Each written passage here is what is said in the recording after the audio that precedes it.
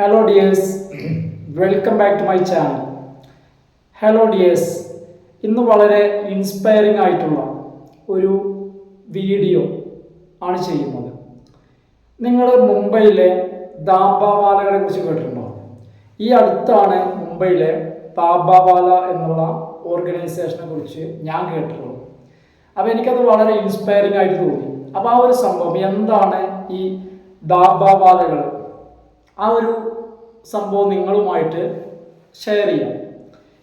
അപ്പോൾ ഈ ദാബാവാല എന്ന് പറഞ്ഞു കഴിഞ്ഞാൽ ഞാൻ പറഞ്ഞതൊരു ഓർഗനൈസേഷനാണ്. അപ്പോൾ എന്താണെന്ന് വെച്ച് കഴിഞ്ഞാൽ ഫുഡ് ഡെലിവറി ചെയ്യുന്ന ഒരു ഓർഗനൈസേഷനാണ്. അതായത് ഇന്ത്യയിൽ എന്ന് പറഞ്ഞാൽ ലോകത്ത് തന്നെ നമ്മളെ മുംബൈയിൽ മാത്രമാണ് ദാബാവാലകളെ നമുക്ക് കാണാൻ കഴിയുള്ളൂ. ഇപ്പോൾ മുംബൈയുടെ ഒരു പ്രത്യേകത എന്ന് വെച്ച് കഴിഞ്ഞാൽ രാജ്യത്തിൻ്റെ പല ഭാഗത്തുള്ള ആളുകൾ മുംബൈയിൽ താമസിക്കുന്നുണ്ട്. വളരെ ക്രൗഡഡ് ആണ്, നല്ല തിരക്കുണ്ട്. അതുപോലെ തന്നെ ജീവിക്കാന്ന് പറയുമ്പോൾ നല്ല കാശ് വേണം. അതുകൊണ്ട് തന്നെ സാധാരണ ജോലിക്കാരായിട്ടുള്ള ആളുകൾ മുംബൈയിൽ താമസിക്കുന്ന ആളുകളാവില്ല. അവർ താമസിക്കുന്നത്, അവർ ജോലി ചെയ്യുന്നതും അതുപോലെ തന്നെ അവരുടെ താമസ സ്ഥലവും തമ്മിൽ കിലോമീറ്ററുകൾ ഡിഫറൻസ് ഉണ്ടായിരിക്കും. അപ്പോൾ അവർക്ക് അവരുടെ ലഞ്ച് ബ്രേക്കിൻ്റെ സമയത്ത് അവരുടെ വീട്ടിൽ നിന്ന് ഭക്ഷണം കഴിക്കുക എന്ന് പറഞ്ഞു കഴിഞ്ഞാൽ, പോയി ഭക്ഷണം കഴിക്കുക എന്ന് പറഞ്ഞു കഴിഞ്ഞാൽ ബുദ്ധിമുട്ടായിരിക്കും. ഇനി മാത്രമല്ല, വല്ല റെസ്റ്റോറൻറ്റിൽ നിന്നും ഭക്ഷണം കഴിക്കുക എന്ന് പറഞ്ഞു കഴിഞ്ഞാൽ അവരുടെ ശമ്പളത്തിൽ നിന്ന് അത് വളരെ ബുദ്ധിമുട്ടാവുകയും ചെയ്യും. അപ്പോൾ അവർക്ക് ഭക്ഷണം കഴിക്കുക എന്ന് പറഞ്ഞു കഴിഞ്ഞാൽ പോയി കഴിക്കാം അല്ലെങ്കിൽ ഹോട്ടലിൽ നിന്ന് കഴിക്കാം, രണ്ടും അവർക്ക് റിസ്ക് ഉള്ള കാര്യമാണ്. പിന്നെ വീട്ടിൽ നിന്ന് ഒരാൾ ഫുഡ് ഇങ്ങോട്ട് എത്തിച്ചേരുക എന്ന് പറയുന്നതും ട്രാഫിക്കും എല്ലാം കൂടി വളരെ ബുദ്ധിമുട്ടുള്ള ഒരു കാര്യമാണ്. അപ്പോൾ ഈ ഒരു മുംബൈയിലെ ജോലിക്കാർക്ക് ഇത്തരം ആളുകളുണ്ടല്ലോ, അവർക്ക് അവരുടെ വീട്ടിൽ നിന്നും ഫുഡ് കളക്ട് ചെയ്തിട്ട് അവരെവിടെയാണോ ജോലി ചെയ്യുന്നത് അവിടെ ഫുഡ് എത്തിച്ചു കൊടുക്കുന്ന ഒരു സംവിധാനമാണ് ഈ ദാബാവാല എന്ന് പറയുന്നത്. അപ്പോൾ നമുക്കിത് കേൾക്കുമ്പോൾ തന്നെ ഇങ്ങനെ ഒരു ടീം ഉണ്ടാവുമെന്നൊക്കെ നമുക്കൊരു പക്ഷേ തോന്നിയേക്കാം. പക്ഷെ ഇത്തരം ഒരു ടീം മുംബൈയിലുണ്ട്. അപ്പോൾ ഇതിൻ്റെ ഒരു പ്രത്യേകത, ഒരു അടിപൊളി ഒരു ആശയമല്ലേ. ഈ ആശയത്തിൻ്റെ തുടക്കം എങ്ങനെയെന്നുള്ളതാണ് വളരെ രസകരമായിട്ടാണ്. ഈ ആശയം ഒരുപാട് മുൻപാണ് തുടങ്ങുന്നത്, 1890-ലാണ്. അപ്പോൾ മുംബൈയിൽ ദാബാർ എന്ന് പറയുന്ന ഗ്രാമപ്രദേശം, ഈ ദാബാറിൽ താമസിക്കുന്ന ഒരു പാഴ്സി ലേഡി, അവരുടെ നൈബർ, അവരുടെ അയൽവാസിയായിട്ടുള്ള മഹാദു ഇവാജി ബച്ച എന്ന് പറയുന്ന ആള്, ഈ സ്ത്രീയുടെ ഹസ്ബൻഡ് ജോലി ചെയ്യുന്നത് മുംബൈയിലാണ്. മുംബൈയിൽ എന്ന് പറഞ്ഞാൽ നല്ല തിരക്കുള്ള സിറ്റിയിലാണ്. അപ്പോൾ ഇവർക്ക് ഫുഡ് കൊണ്ടുപോയി കൊടുക്കാൻ വേണ്ടി ആവശ്യപ്പെടുകയാണ്. അങ്ങനെ ഇയാള് ഫുഡ് കൊണ്ടുപോയി കൊടുക്കുകയാണ്. ഇതിൽ നിന്നും രൂപപ്പെട്ടൊരു ആശയമാണ് ഈ ഒരു സംഭവത്തിൽ നിന്ന്, ഈ ഒരു നിസ്സാരമായ കാര്യം. അപ്പോൾ നമ്മൾ സാധാരണ പറയാറുണ്ടല്ലോ, ഒരു ബിസിനസ് എന്ന് പറയുമ്പോൾ, നമ്മൾ നല്ലൊരു ബിസിനസ്സുകാരൻ എന്ന് പറയുമ്പോൾ ഒരു അവസരത്തിൽ നിന്നും ഒരു ഓപ്പർച്യൂണിറ്റി, ആ അവസരം നല്ല രീതിയിൽ പെട്ടെന്ന് അത് എക്സിക്യൂട്ട് ചെയ്യണം.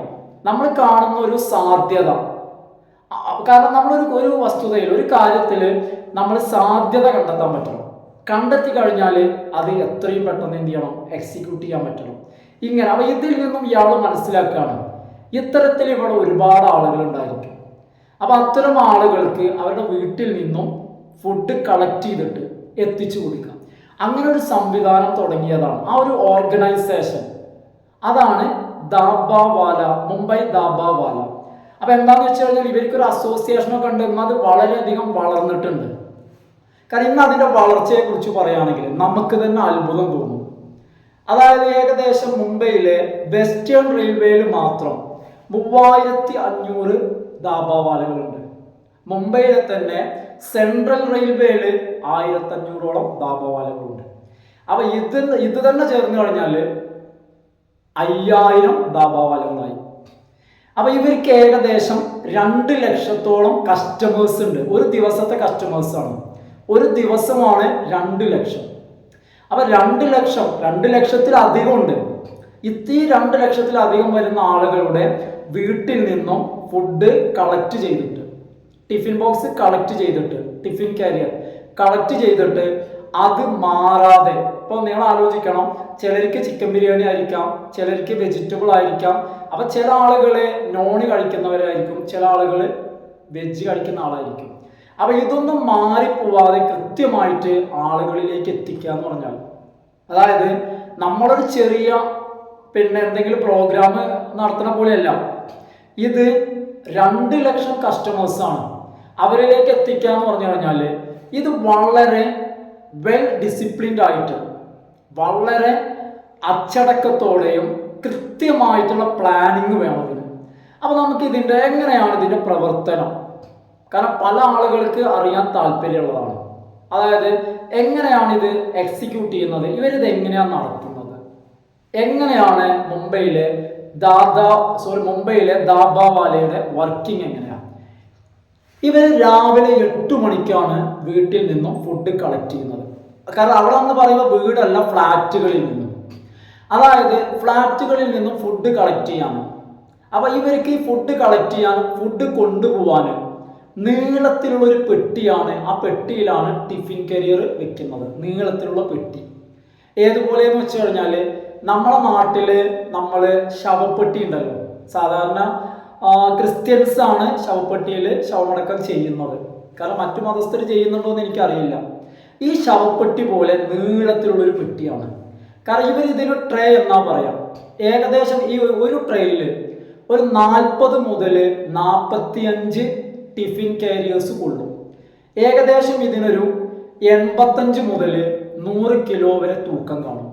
അപ്പോൾ സാധാരണ ഒരാളെ കൊണ്ട് ഇത് ചുമക്കുക എന്ന് പറഞ്ഞാൽ ബുദ്ധിമുട്ടാണ്. അത്യാവശ്യം ഒരു ശരീരം ഇതൊക്കെ ഒരാളെ കൊണ്ടേ പറ്റുള്ളൂ. അപ്പൊ ഇവർ രാവിലെ 8 മണിക്ക് വീട്ടിലെത്തും. 8 മണിക്ക് ഫുഡ് കളക്ട് ചെയ്യും. അവിടെ ഒരു വിഷയമുണ്ട്, 8 മണിക്ക് ഫുഡ് ആയില്ലെങ്കിൽ അന്ന് അവർ പോരും. നാളെ അവർ 8 മണിക്ക് എത്തും, നാളെയും അതേ അവസ്ഥയാണ്, നാളെയും ഡിലേ ആണെന്ന് വെക്കാം.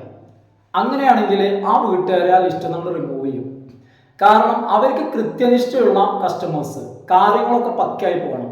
കാരണം അവർക്ക് 2000 കസ്റ്റമേഴ്സിനെ ഡീൽ ചെയ്യേണ്ടതാണ്, ഒരു വീട്ടുകാരല്ലല്ലോ.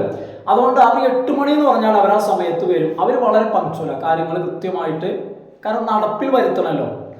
2 മണിക്ക് അവർ ഫുഡ് എടുക്കും.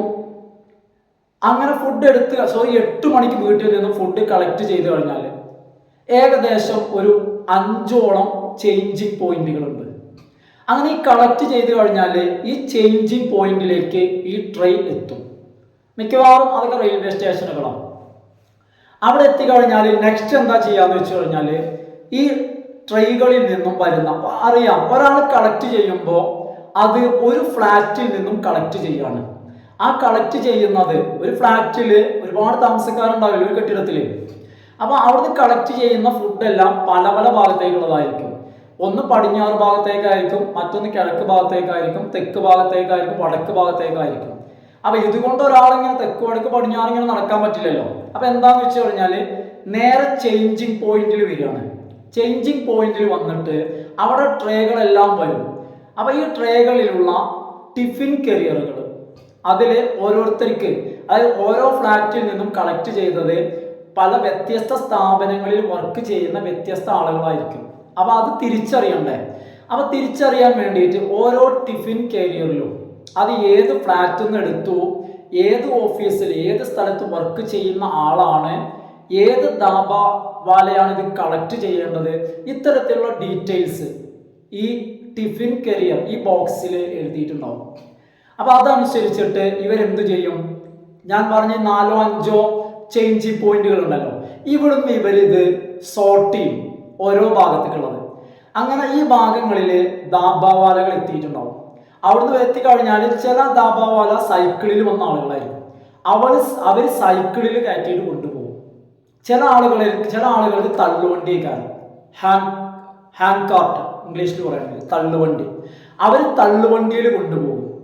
ഇനി അതല്ല, ചില ആളുകളെ സംബന്ധിച്ചിടത്തോളം അവര് സൈക്കിളും ഉണ്ടാവില്ല, തള്ളുവണ്ടി ഉണ്ടാവില്ല.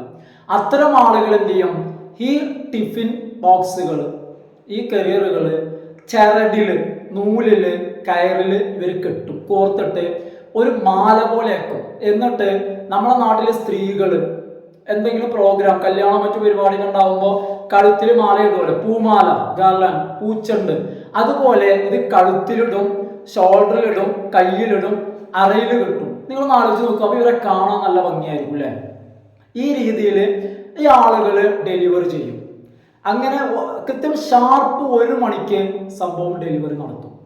അങ്ങനെ 1 മണിക്ക് ഡെലിവറി നടത്തി കഴിഞ്ഞാൽ പിന്നെ കഴിച്ച ആ ഭക്ഷണപാത്രം ഉണ്ടല്ലോ, അത് ഇവർ കളക്ട് ചെയ്യാൻ വേണ്ടി 2 മണിക്ക് എത്തും. അപ്പോൾ കൃത്യം 2 മണിക്ക് ഭക്ഷണം കഴിച്ച് പാത്രം വൃത്തിയായി ഫ്രീ ആക്കി വെക്കണം. അപ്പോൾ ഇത് 2 മണിക്ക് നമുക്ക് ചില ആളുകൾക്ക് ഒരു സ്വഭാവമുണ്ട്, നമ്മൾ ഭക്ഷണം കഴിച്ചു കഴിഞ്ഞാൽ, നമുക്ക് ഭക്ഷണം എത്തിക്കഴിഞ്ഞാൽ നമ്മൾ കുറേ കഴിഞ്ഞിട്ടായിരിക്കും കഴിക്കുക. അപ്പോൾ അത് പറ്റില്ല. കൃത്യം 2 മണിയാവുമ്പോൾ ഭക്ഷണം കഴിച്ച് പാത്രം വൃത്തിയായി വെക്കണം. ആ പാത്രം ഇവർ കളക്ട് ചെയ്യും.